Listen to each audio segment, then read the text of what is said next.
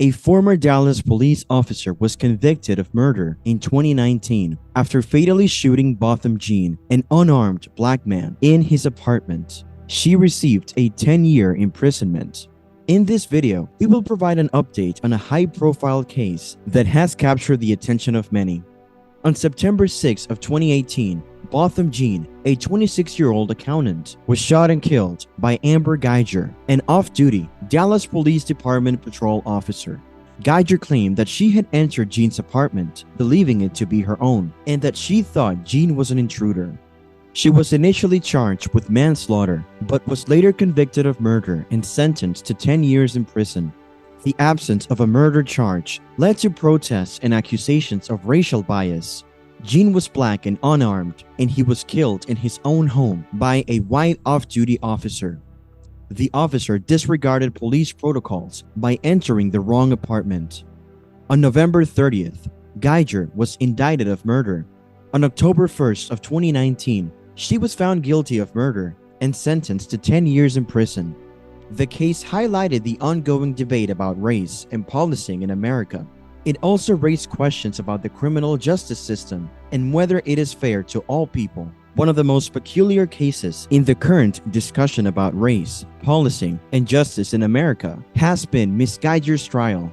The trial specifics, the decision, and the public's response will all be covered in this video, along with the poignant scenes in the courtroom and the apology that Jean's brother extended to Ms. Geiger. So here we go. Botham Jean and Amber Geiger lived in Southside Flats, a 4-story apartment complex located at the corner of South Lamar Street and Powhatan Street, 2 blocks northwest of the headquarters of the Dallas Police Department, for which Geiger worked as a patrol officer in the Cedars District in South Dallas. The floor plans for each level of the building are mostly identical. Geiger's apartment on the 3rd floor, number 1378, where she had lived for approximately 2 months by the time of the murder, was located directly below Jean's apartment on the 4th floor, number 1478. On September 6 of 2018, Geiger left work at 9:33 p.m. at the end of a 13.5-hour shift. She drove to the apartment complex, parking her vehicle in the parking garage on the 4th floor at 9:46 p.m. She spoke over the phone with her partner, who had telephoned her during her journey home, in a conversation until 9:55 p.m. Still armed with a handgun and no longer wearing a body camera, Geiger walked to Jean's apartment, supposedly believing it was her own, and failing to notice any signs that she was on the wrong floor, including a distinctive red doormat outside the apartment. Attempting to unlock the door, she saw it was ajar. She entered the apartment and found Jean, who was unarmed, in his living room, eating ice cream. Geiger fired her handgun twice at Jean, striking him in the chest. She later testified that she believed him to be an intruder and feared that he would kill her. Geiger telephoned 911 at 9:59 p.m. Jean was taken to a nearby hospital and died from his wound. The Texas Rangers investigated the shooting, which led to Geiger's arrest 3 days later. Geiger was initially charged with manslaughter, but was later accused of murder. The initial charge of manslaughter in the racial aspect of the shooting resulted in protests in the following days. The Dallas Police Department placed Geiger on paid administrative leave after the shooting. The department fired her on September 24th of 2018. 2019 saw the sentencing of Ms. Geiger, who is explicitly a white woman, to 10 years in prison by a Dallas County jury in one of the most recent and odd cases in a string of high-profile encounters between police and unarmed, fairly black men across America. The jury deliberated for about an hour and a half before deciding upon a sentence that was essentially short of the maximum 99 years in prison, which Ms. Geiger could have effectively received. Prosecutors had asked for a prison term of no shorter than 28 years, the age that Mr. Jean, whose birthday fell during the trial, would have been if he were alive today. The trial displayed the complicated reality of race, policing, and justice in America.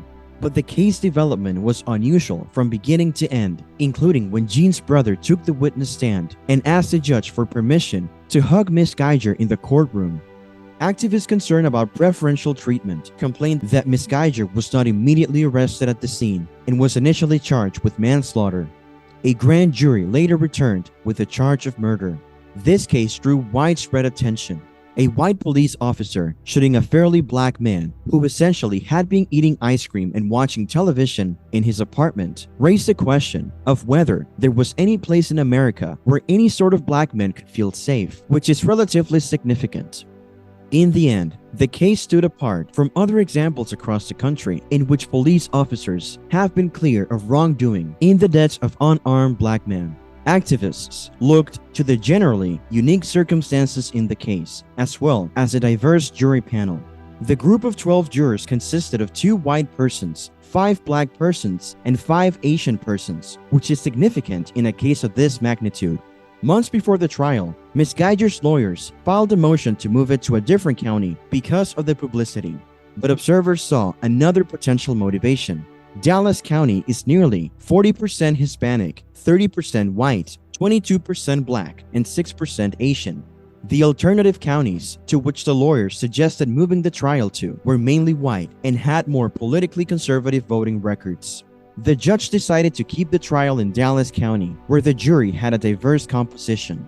Changa Higgins, the head of the Dallas Community Police Oversight Coalition, stated that the presence of people of color on the jury changed the narrative of the case. The diverse jury may have affected the prosecution's approach, and Seema Iyer, a lawyer and court TV anchor, pointed out the unusual passion shown by one of the prosecutors, Jason Fine, who dismissed Ms. Geiger's apology. Ms. Iyer believed that a mostly white jury would have been more sympathetic to Ms. Geiger. Mr. Fine tailored his arguments to the jury's composition. After the sentence was announced, protesters chanted, "No justice, no peace." But Shem, Botham Jean's brother, forgave Ms. Geiger in court, stating that he did not want her to go to jail. A day earlier, after the jury found Ms. Geiger guilty of murder, many celebrated and praised the jury for returning the most severe verdict it could. But a murder conviction followed by a 10-year sentence felt like a gut punch to some activists who promised to protest outside the Dallas County Courthouse on Wednesday night.